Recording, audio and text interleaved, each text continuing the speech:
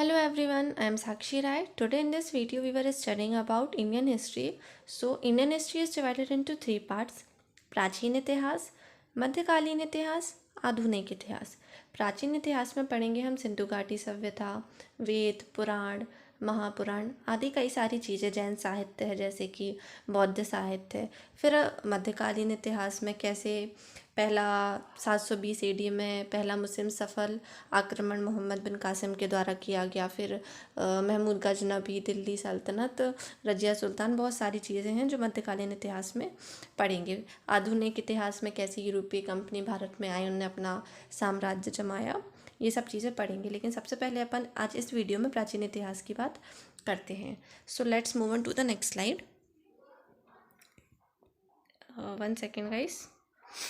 Yes, प्राचीन इतिहास में पहले ये पढ़ेंगे कि हमारे देश का नाम कैसे रखा गया। तो हमारे देश का नामकरण कैसे किया गया। तो हमारे देश का सर्वप्रथम नाम महाकाव्य और पुराणों में रखा गया था, जिसे भारतवर्ष कहा गया था। महाकाव्य और पुराणों में भारतवर्ष कहा गया था, जो एक महान राजा भरत के नाम पर रखा गया था, और देश में रहने वाले लोगों को भारतीय कहा गया था। फिर जब यूनानी मध्य एशिया से भारत आ रहे थे, तब उन्हें रास्ते में एक सिंधु नदी मिली, जिसे इंग्लिश में इंडस रिवर कहते हैं। तो उसके नाम पर यूनानी यानी ग्रीक ने भारत को इंडिया के नाम से संबोधित किया। फिर एक और फेमस नाम है हिंदुस्तान, जो कि अक्सर अपन अपने बड़े बुजुर्गों से सुनने को मिलता है, जो कि मुस्लिम इतिहासकारों के द्वारा रखा गया था। मुस्लिम इतिहासकार जैसे कि अलबरूनी हैं और भी कई लोग आए, तो उन्होंने हिंदुस्तान के नाम से इसे संबोधित किया। सो अपना फर्स्ट टॉपिक है धार्मिक और ऐतिहासिक ग्रंथ। ये स्रोत कहलाते हैं, सोर्सेस।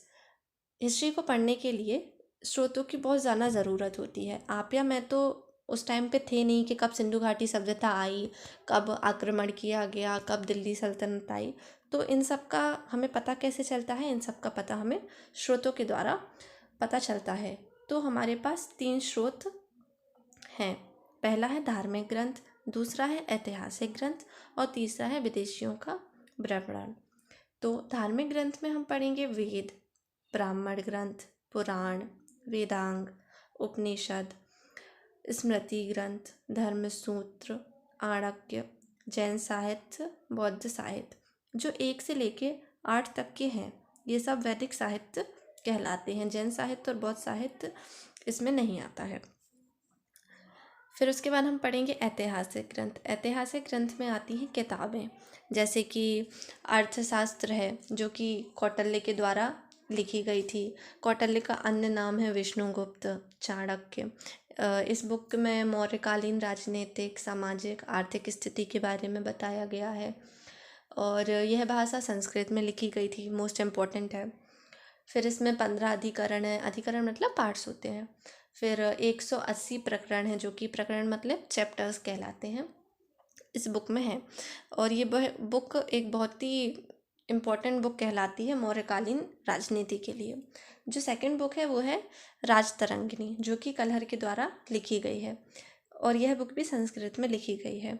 और the most important one is, यह एक ऐतिहासिक घटनाओं का क्रमबद्ध लेखन है, राजतरंगिणी। ये वनडे एग्जाम्स में पूछ सकते हैं कि ऐतिहासिक घटनाओं का क्रमबद्ध लेखन किस बुक में मिला है, तो इसका राइट आंसर होगा Rajatarangini. And the third one is Chachnama. Chachnama Ali Ahmed के द्वारा लिखी गई है। इस बुक में अरबों की सिंध विजय के बारे में बताया गया है, और यह फारसी भाषा में लिखी गई थी। जो फोर्थ वन है वो है महाभाष्य। महाभाष्य पतंजलि के द्वारा लिखी गई थी, जिसमें सुंगों की जानकारी दी गई है। फिर विदेशी विवरण। विदेशी विवरण में जो विदेशी भारत आए उनके बारे में दिया गया है। जैसे फॉर एग्जांपल कोई भी विदेशी भारत आता है, तो वो जब आता है यहाँ की चीज़ें देखता है, यहाँ के टेम्पल्स देखता है, कोई प्लेस पे विजिट करता है, तो वो उसके बारे में जानकारी देता है, तो वो ऑब्वियसली डेफिनेटली राइट होती है। Next move on to the next slide. तो सबसे पहले आज अपन पढ़ेंगे वेद। भारत का सर्वप्रथम प्राचीन ग्रंथ जो है वो है वेद। वेदों के संकलनकर्ता कौन है? वेद व्यास है। ध्यान दीजिएगा, वेदों के संकलनकर्ता वेद व्यास है, रचयिता वेद व्यास नहीं है। जो रचयिता है वो तो बहुत सारे लोगों ने लिखा है, जैसे फॉर एग्जांपल ABCD, बहुत सारे लोगों ने वेदों को लिखा है, लेकिन जो उनको कंपाइल किया है वो वेद व्यास ने किया है। तो जो वेदों के संकलन करता है वो कौन है? वेद व्यास है। वेद के 4 प्रकार हैं: ऋग्वेद, सामवेद, यजुर्वेद, अथर्ववेद। तो सबसे पहले अपन पढ़ेंगे ऋग्वेद। ऋग्वेद को ऋचाओं के क्रमबद्ध ज्ञान का संग्रह ऋग्वेद कहलाता है। ऋचाएँ क्या होती हैं? ऋचाएँ होती हैं जैसे दोहे हैं, चौपाई हैं, उसी टाइप से ऋचाएँ होती हैं। और ऋचाओं का जो अन्य नाम है वो होता है हिम। जो ऋग्वेद है उसका विभाजन किया गया है, जिसमें 10 मंडल हैं और 1024 सूक्त हैं। फिर इसमें 10,462 ऋचाएँ हैं, जिसमें से इंद्र को 250 ऋचाएँ समर्पित हैं और अग्नि को 200 ऋचाएँ समर्पित हैं। ऋग्वेद में देवता इंद्र को प्रथम स्थान मिला है, इसीलिए सबसे ज़्यादा ऋचाएँ 250 ऋचाएँ इंद्र को समर्पित हैं। जो 10 मंडल हैं ऋग्वेद के, उसमें से तीसरे मंडल में गायत्री मंत्र के बारे में बताया गया है। गायत्री मंत्र सूर्य देवता को समर्पित है, जो विश्वामित्र द्वारा लिखित है।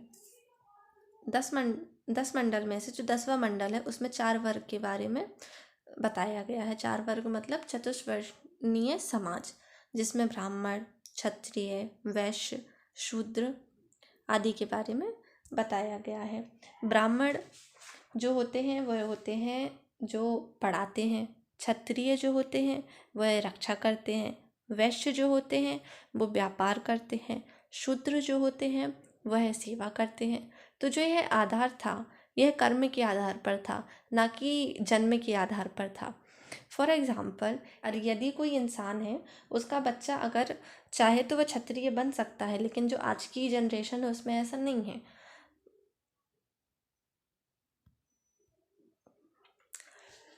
तो सेकंड नंबर पर है सामवेद।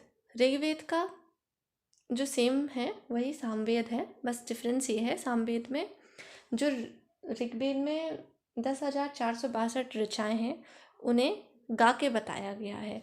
तो गाए जा सकने वाली ऋचाओं का संकलन सामवेद में होता है, इसीलिए सामवेद को भारतीय संगीत का जनक कहा जाता है। तो 10,462 ऋचाओं को गाकर सामवेद में बताया गया है, और भारतीय संगीत का जनक किसे कहा गया है? सामवेद को कहा गया है।